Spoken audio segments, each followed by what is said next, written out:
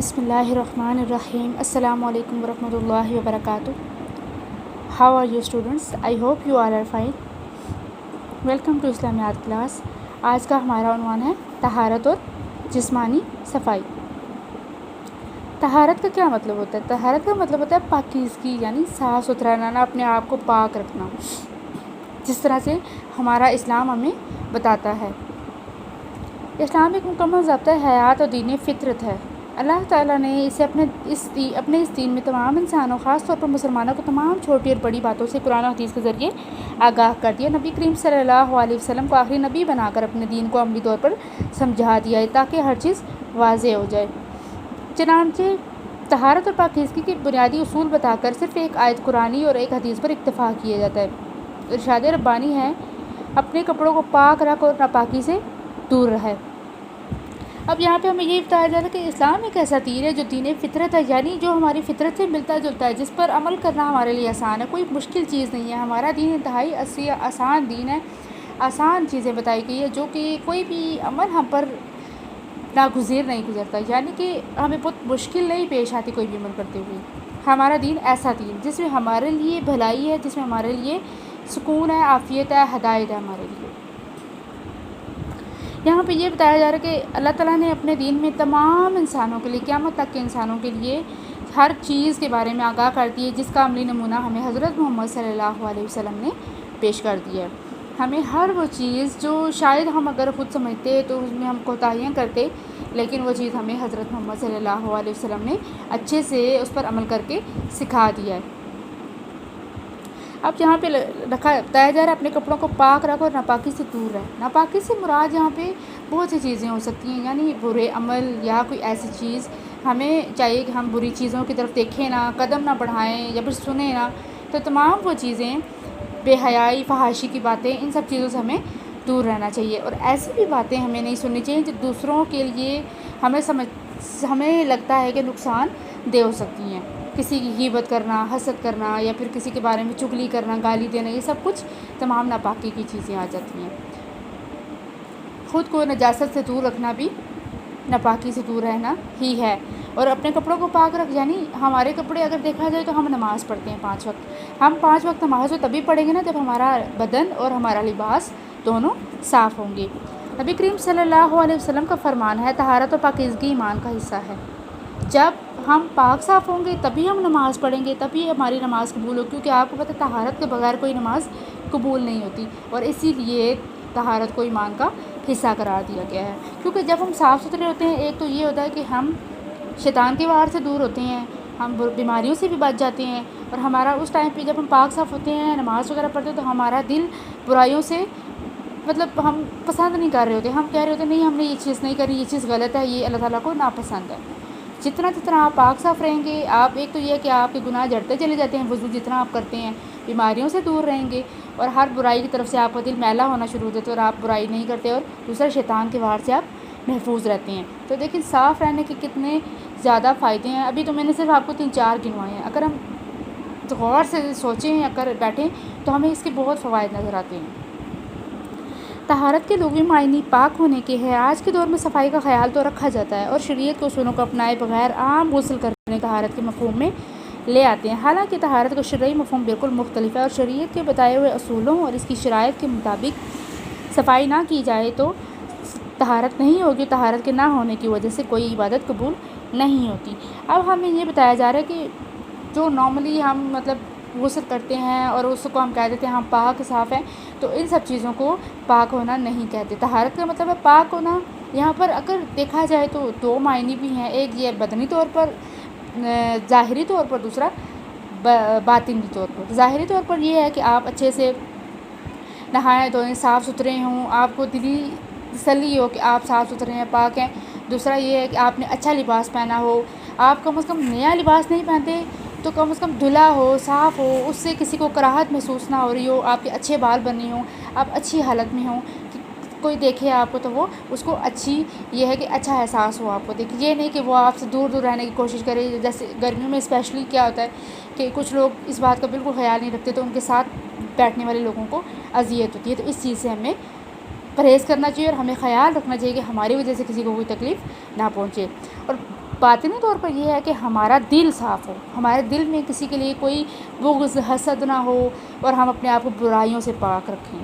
ہمارے اندر اگر کوئی فرض کریں کوئی غلط ہوتی ہیں، ہو بھی جاتا ہے، ہم انسان ہیں، انسان خطا کا پتلا. اگر فرض کریں ہمارے اندر کوئی بری عادتیں ہیں، ہمیں کوئی بتا رہا ہے، کیونکہ آپ کا دوست وہی ہوتا ہے جو آپ کو آپ کی برائیوں کے بارے میں بتاتا ہے. تو آپ کو چاہیے آپ ان چیزوں کو ختم کر کے اچھی چیزیں اپنے اندر اڈاپٹ کرنے کی کوشش کریں. تو یہاں پہ طہارت کے 2 معنی ہیں.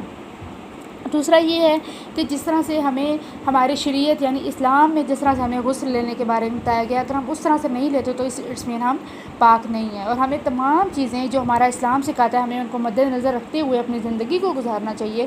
اور اسی طرح یہ ہے کہ غسل بھی ہمیں اسی طریقے سے لینا چاہیے جیسے ہمارا اسلام ہمیں بتاتا ہے، یا جو شرائط کے مطابق جو شرائط ہیں ان سب شرائط کو پورا کرنا چاہیے. جیسے آپ فرض کریں، میں آپ کو بتاتی ہوں، نماز ہے، تو آپ جب تک شرائط نہیں پوری کریں گے تو اس کا مطلب ہے آپ کی نماز پوری نہیں ہوتی. تو یہاں پہ یہ کہ غسل کے بھی کچھ فرائض ہیں، کچھ شرائط ہیں، جب تک آپ ان کو پورا نہیں کریں گے آپ کبھی بھی پاک صاف نہیں ہو سکتے. نماز سے پہلے وضو کرنا، طہارت میں 2 چیزیں شامل ہیں، وضو اور غسل. اب جہاں پہ کیا بتایا جا رہا ہے کہ نماز سے پہلے وضو کرنا لازمی ہے، لیکن شرط کیا ہے؟ آپ کا جسم صاف ہو، ستھرا ہو، آپ پاک ہوں، آپ کا لباس بھی پاک ہو. لیکن اگر آپ کو لگتا ہے کہ آپ اس طرح سے پاک نہیں ہیں تو ضروری ہے کہ آپ پہلے غسل لیں اچھے سے، اور اس کے بعد آپ وضو کر کے تسلی سے نماز پڑھ سکتے ہیں. وضو کے فرائض بتائے ہوئے ہیں: چہرے کو دھونا، کوہنیوں سمیت ہاتھوں کو دھونا، سر کا مسح کرنا، ٹخنوں سمیت پاؤں دھونا. ان کے علاوہ باقی چیزیں سنت اور مستحب ہیں. تو یہاں پہ یہ بتایا جا رہا ہے کہ وضو کے بارے میں بتایا جا رہا ہے کہ کیا ہے. ایک حدیث مجھے یاد آ رہی ہے، اس میں یہ تھا کہ ایک انسان کوئی شخص تھا تو مسجد میں نماز پڑھنے کے لیے گیا، تو اس کے بال بکھرے ہوئے تھے اور اس کے کپڑے بھی کچھ اچھے سے نہیں تھے. تو حضرت محمد صلی اللہ علیہ وسلم نے ناپسندیدگی کا اظہار کیا اور ان سے پوچھا کہ کیا تمہارے پاس پہننے کے لیے اچھے کپڑے نہیں ہیں؟ تو اس نے فرمایا میرے پاس ہیں.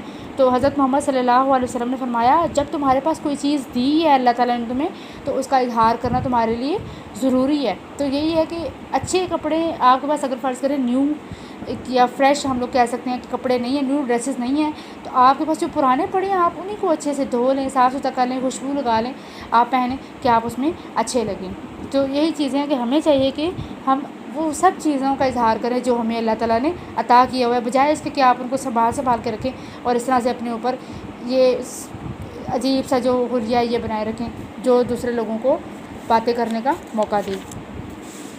وضو کرنے کا طریقہ: وضو کا مسنون طریقہ حسب ذیل ہے. اچھی طرح ہاتھوں کو دھونا، 3 بار کلی کرنا، 3 بار ناک میں اچھی طرح پانی ڈالنا، چہرے کو پیشانی کے بالوں سے تھوڑی کے نیچے تک اور ایک کان کی لو سے دوسرے کان کی لو تک اچھی طرح دھونا. خیر یہ وضو کا جو طریقہ ہے وہ ہم سب لوگوں کو الحمدللہ آتا ہے کیونکہ ہم مسلم ہیں، اور ہمیں اس بات کا بھی شکر ادا کرنا چاہیے کہ اللہ تعالیٰ نے ہمیں مسلمان بنایا ہے. غسل اردو زبان میں غسل کے معنی نہانے کے ہیں. اگر جسم پاک نہ ہو تو وضو سے پہلے غسل کرنا واجب ہے، یعنی فرض ہے، ضروری ہے. یہ نہیں ہے کہ آپ کو اگر لگ رہا ہے کہ آپ پاک نہیں ہیں تو آپ فوراً سے وضو کر کے نماز پڑھ لیں گے. وہ بھی ہوتا ہے لیکن وہ کچھ ایسی شرائط میں جب آپ کی بالکل نماز کا ٹائم نماز قضا ہونے والی ہو تو وہ بھی اس کی بھی کچھ الگ کیا کہہ سکتے ہیں کہ شرائط ہیں یا پھر جو مطلب کرائٹیریا کہہ دیں تو وہ اور چیز ہے. لیکن یہاں پر واجب بتایا گیا ہے غسل کرنے کو.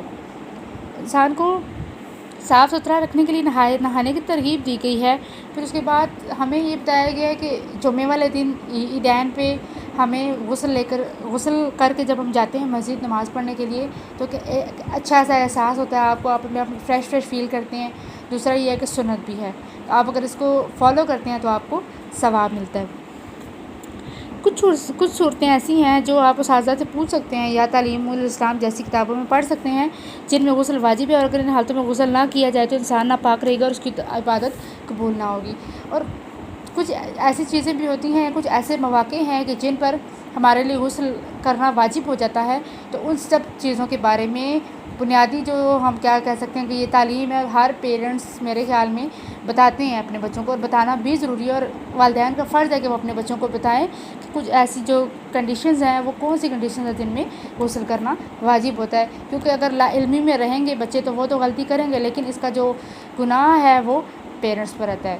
یا ہم بڑے ہیں، اگر فرض کریں میں ٹیچر ہوں، مجھ سے اگر کوئی سوال پوچھتا ہے تو میرا فرض ہے کہ میں اس کو بتاؤں کہ وہ اپنی غلطی کو سدھار کے اچھائی کی طرف آئے. غسل کا طریقہ: نہانے سے پہلے یہ ضروری ہے کہ جسم کا جو حصہ گندا ہے اسے دھو لیا جائے۔ اس کے بعد اگر ہو سکے تو وضو کر لینا بہتر ہے، ورنہ 3 بار اس طرح کلی کرنا کہ پانی حلق تک پہنچے۔ پھر ناک میں پانی 3 بار جہاں تک ممکن ہو کے لے جائیں۔ آخر میں پورے جسم پر 3 بار پانی بہا لیا جائے اور جسم کو اچھی طرح مل کر صاف کر لیا جائے۔ بہرحال غسل کا طریقہ ایک بہت ہی بنیادی چیز ہے، وہ ہر کسی کو آتی ہے۔ تو یہاں پہ یہی بتایا جا رہا ہے کہ ہمیں چاہیے کہ جو ہمارے جسم کا گندا حصہ ہے، جو ہمیں لگتا ہے صاف نہیں ہے، تو پہلے اس کو اچھے سے دھو لیا جائے۔ اس کے بعد ہمیں چاہیے کہ ہم اچھے سے اپنے آپ کو صاف ستھرا کر لیں، کلی کر لیں اور پانی میں 3 بار پانی جہاں تک ممکن ہے لے جائیں۔ اس کے بعد اپنے پورے جسم پر پانی بہائیں اور اس کو مل کر صاف ستھرا کر لیں۔